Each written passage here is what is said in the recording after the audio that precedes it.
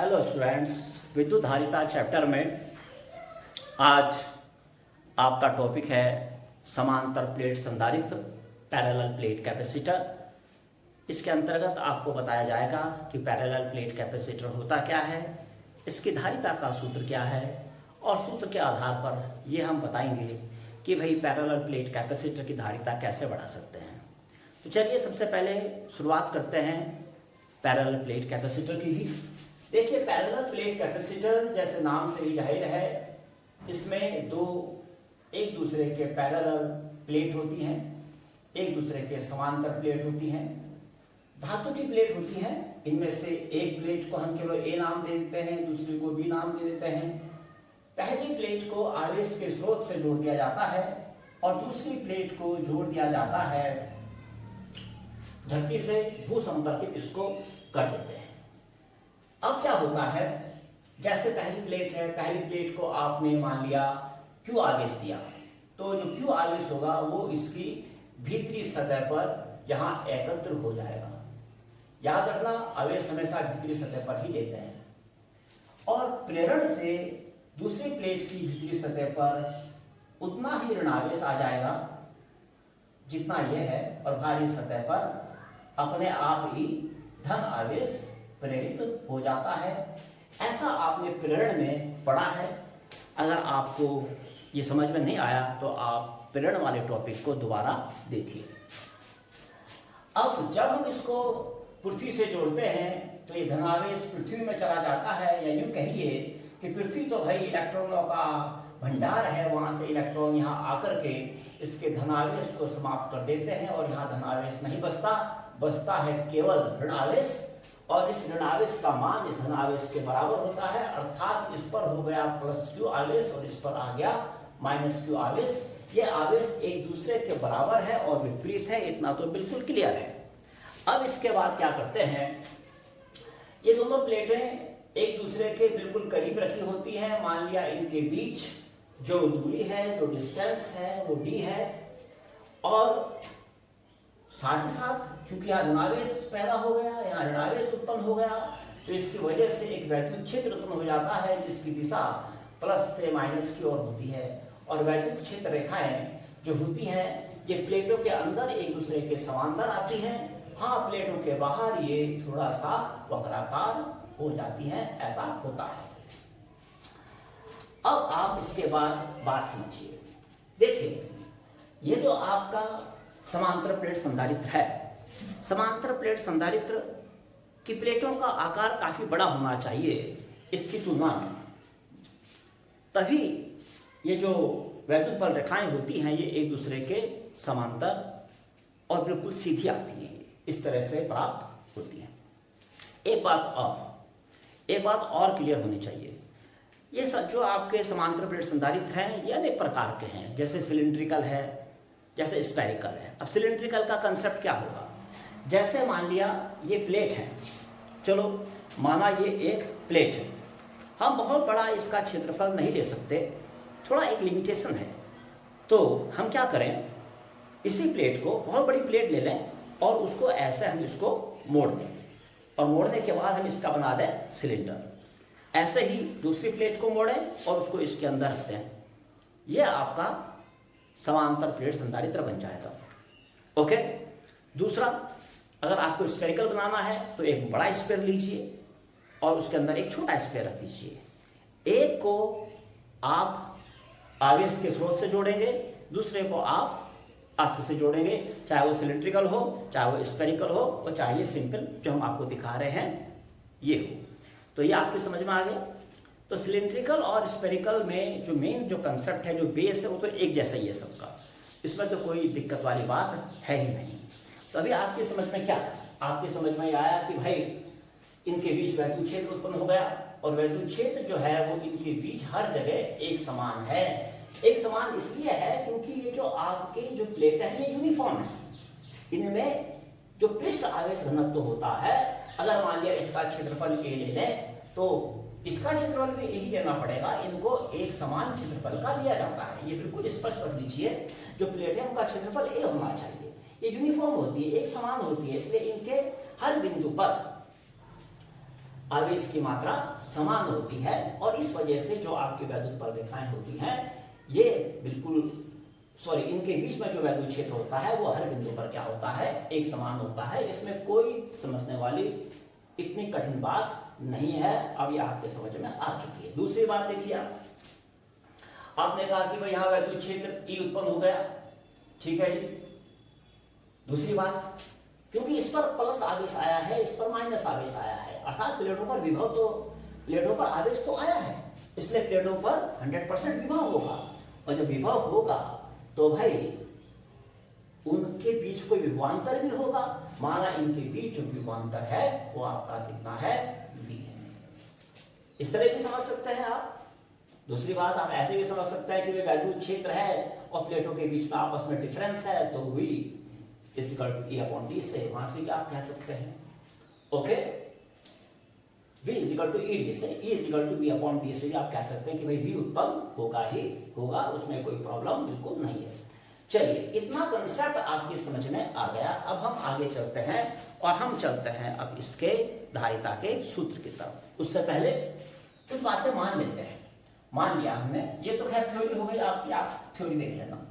माना प्रत्येक प्लेट का क्षेत्रफल, प्रत्येक प्लेट का क्षेत्रफल A, प्लेटों के बीच की दूरी, प्लेटों के बीच की दूरी D,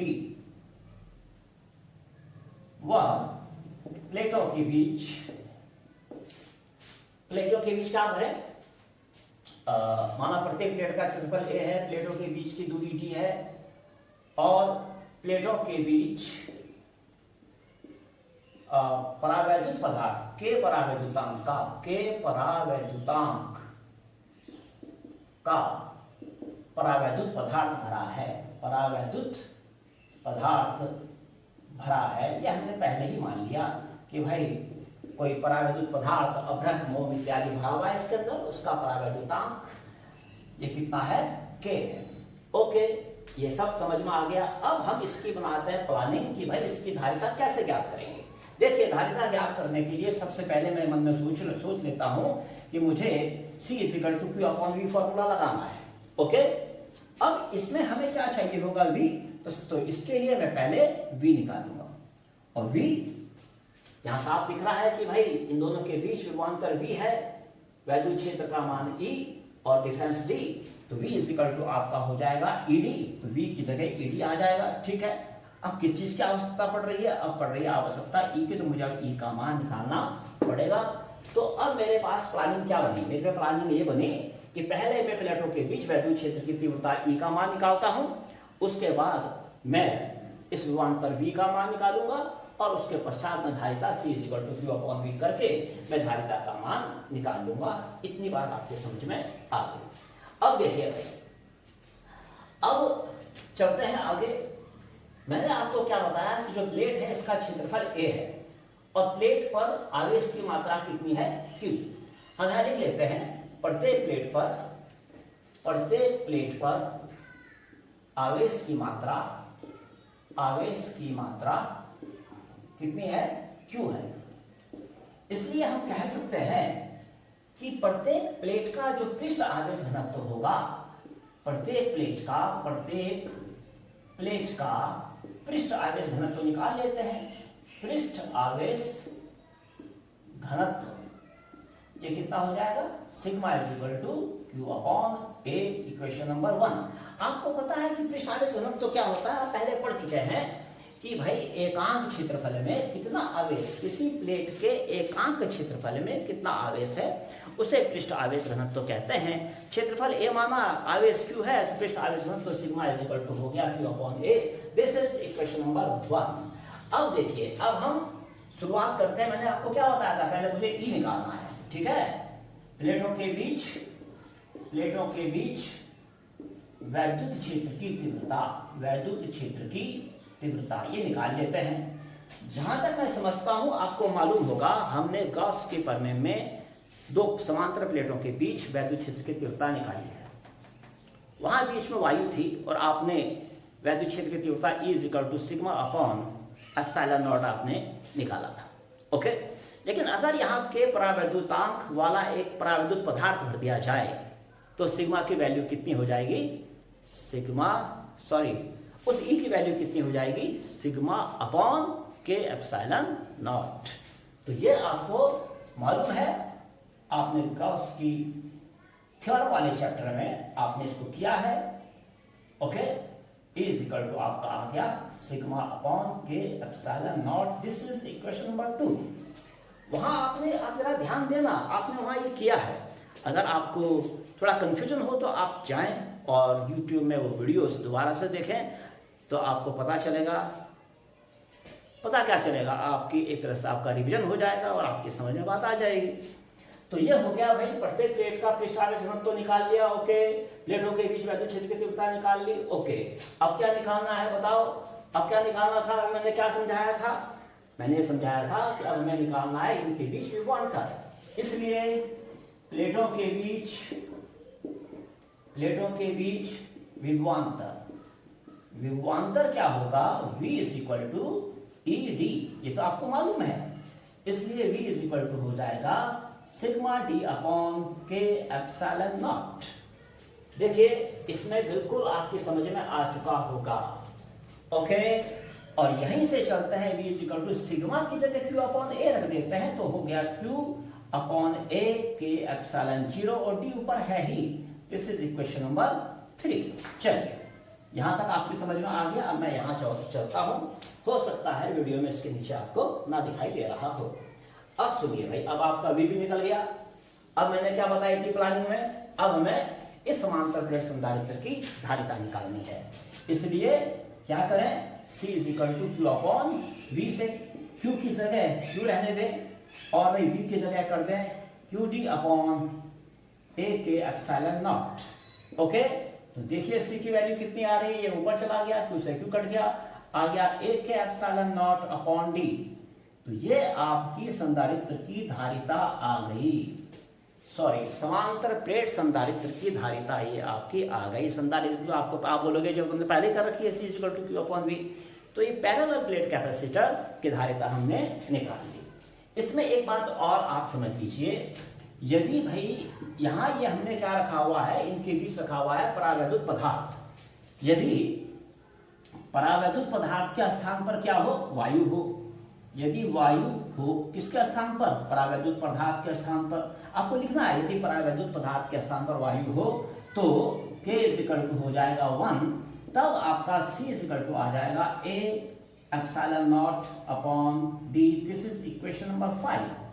अच्छा, इसको C ना मान लो, C0 मान लो आप इसको, थोड़ा चेंज तो होना चाहिए ना। तो ये आपका 4 हो गया, ये आपका 5 हो गया। अब इससे आगे क्या निकाले, देखिए वैसे धारिता का सूत्र ये आ चुका है।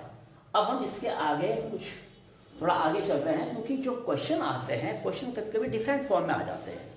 केवल समांतर प्लेट संधारित्र की धारिता नहीं पूछते, कुछ और भी पूछ लेते हैं। क्या पूछ लेते हैं, वही समझाने की कोशिश कर रहा हूं मैं। ये तो आप उधार लेंगे ना, इसमें कोई दिक्कत नहीं है, वही है जो मैंने पहले समझाया था, कुछ इतना कठिन टॉपिक नहीं है ये।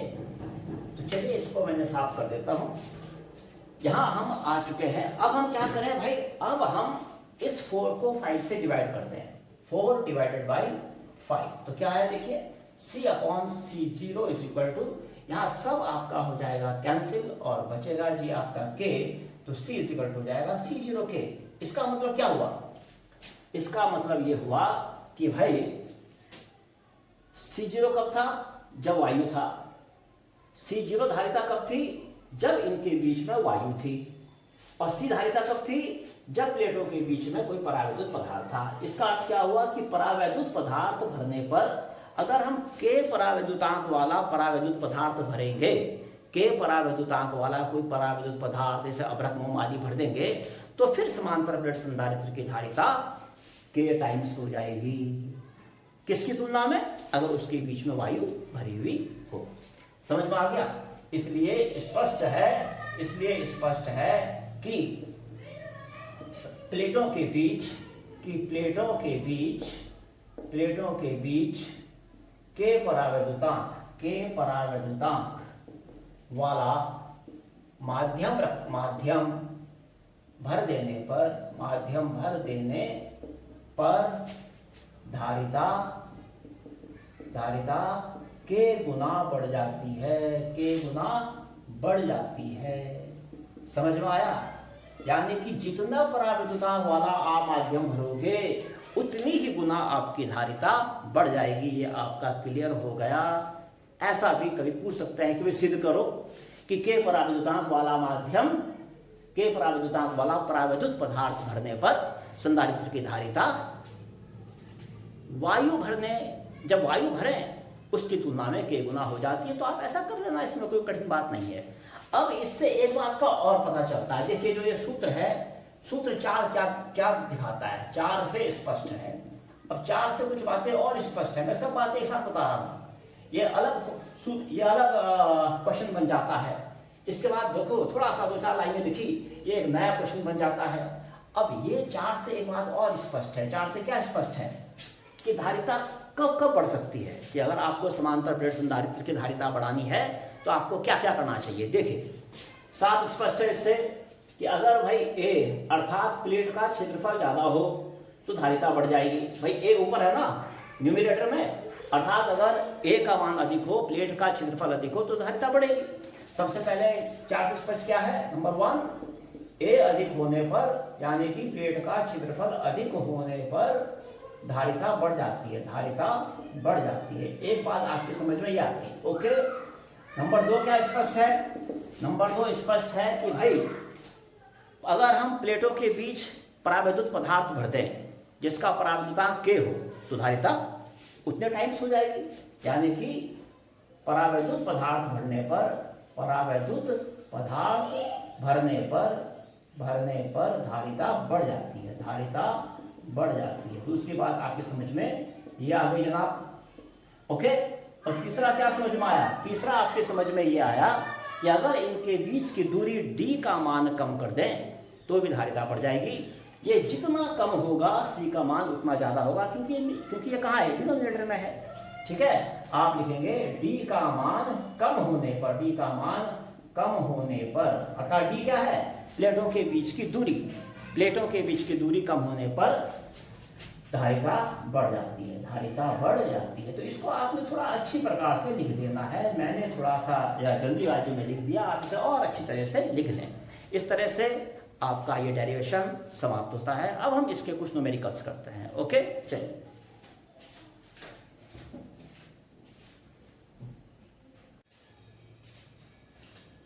चलिए स्टूडेंट्स, एक इसका छोटा सा न्यूमेरिकल करते हैं। एक संधारित्र की प्रत्येक प्लेट की माप दे रखी है आपको, अर्थात ये ए है। ए इक्वल टू आपको दे रखा है 100 सेंटीमीटर इंटू 100 सेंटीमीटर। तो ये हो जाएगा आपका 10⁴ सेंटीमीटर स्क्वायर। इसको आप 10⁴ अपॉन 10⁴ मीटर स्क्वायर कह दीजिए, अर्थात 1 मीटर स्क्वायर हो गया भाई आपका। आया समझ में? अरे भाई सेंटीमीटर को मीटर में बदलना है तो 10 की घात 2 यानी कि 100 से भाग करिए। सेंटीमीटर स्क्वायर है तो 2 बार 100 से भाग करिए, अर्थात 10 की घात 4 से भाग कर दीजिए। ओके। और ये परस्पर 2 मिलीमीटर मोटी कांच की पट्टी द्वारा पृथक की गई, यानी कि इनके बीच में, दो प्लेटों के बीच में 2 मिलीमीटर मोटी कांच की पट्टी है। तो ये परावैद्युत पदार्थ है भाई, और ये मोटाई बताता है उसकी। d बराबर हो गया 2 मिलीमीटर। ओके। अब मिलीमीटर को बदल दीजिए भाई आप। अब आप देखिए मिलीमीटर कैसे होगा, बिल्कुल कीजिए। 2 × 10⁻³ मीटर हो गया जी आपका। k इक्वल टू आपको 4 दे रखा है भाई, आपको c निकालना है। c equal to a/ε0 upon d आपका होता है। a की जगह 1, k की जगह कितना दे रखा है भाई 4। ε0 मालूम होगा आपको 8.85 × 10⁻12 फेरेड पर मीटर। ओके, ये मालूम है। अपॉन d कितना है? d है आपका 2 × 10⁻³ 2 से ये कट 2 टाइम्स, और 2 की यहाँ मल्टीप्लाई कर दीजिए 177 ये इंटू 10⁻, ये आपका +-9, तो ये 1.770 इसे कम कर दीजिए और इसको भाई बढ़ा दीजिए 10⁻8 फेरेड। ये आपका आंसर आ गया। अब हम एक और इसका न्यूमेरिकल लेते हैं। ओके।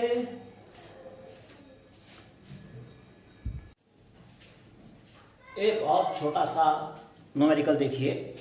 एक समांतर पट वायु संधारित्र की धारिता 8 माइक्रोफैराड है। वायु संधारित्र का मतलब एक ऐसा संधारित्र जिसकी प्लेटों के बीच वायु भरी हुई हो। अभी आपने डेरिवेशन में देखा कि वायु संधारित्र के लिए क्या करते हैं, अगर प्लेटों के बीच वायु भरी हो तो वायु संधारित्र के लिए मैंने क्या लिया था, मैंने धारिता को माना था C0 और C0 की वैल्यू वैसे तो ये था ना A के एप्सिलॉन नॉट अपॉन डी, या K की जगह बंद कर देंगे तो A epsilon not upon D ये आपकी हो जाएगी वायु संधारित्र के लिए C0 इतनी हो गई। ओके, अब ये तो आप नंबर 1 मान लीजिए। हाँ, इसकी वैल्यू ये 8 दे रखी है तो 8 इज इक्वल टू हो गया A epsilon not upon D. This is equation number 1। अब दूसरा पार्ट क्या है, प्लेटों के बीच की दूरी आधी कर दें। अब यदि d इज इक्वल टू कर दें d अपॉन 2 और प्लेटों के बीच 5 पराविद्युतांक वाला माध्यम भर दिया, k इज इक्वल टू भर दिया हमने 5 वाला, तो अब भैया संधारित्र दूसरा बन गया ये, अब बन गया ये पराविद्युत पदार्थ वाला संधारित्र। तो तब संधारित्र की धारिता ऐसी धारिता को आपने देखा हमने किसी से रिप्रेजेंट किया था, तो C इज इक्वल टू था A के एप्सिलॉन नॉट अपॉन डी से, ये तो सूत्र है, फॉर्मूला है। C इज इक्वल टू, अब प्लेटें तो सेम है और यहाँ पे K की जगह 5 ले लेना है एप्सिलॉन नॉट अपॉन, और D की जगह उसको हाफ कर देना है D upon 2। This is equation number 2। Equation का क्या करना, इसे सॉल्व कर देते हैं तो ये आपका 2 ऊपर आ जाएगा, 2 5 10 A epsilon not upon D इसकी वैल्यू आ रही है। हमको इस C की वैल्यू फाइंड करनी है ना, तो कितना इजी है, देखो A epsilon not upon D आपको 8 दे रखा है, तो आप क्या करें 10 इंटू इसकी जगह आप सीधा 8 कर दें और आ गया आपका 80 फैराड और बिल्कुल इजीली आपका आंसर आ गया। इस तरह से ये क्वेश्चन इजी क्वेश्चन है और क्वेश्चन करेंगे लेकिन थोड़ा बाद में। ओके, आज इतना ही पर्याप्त है।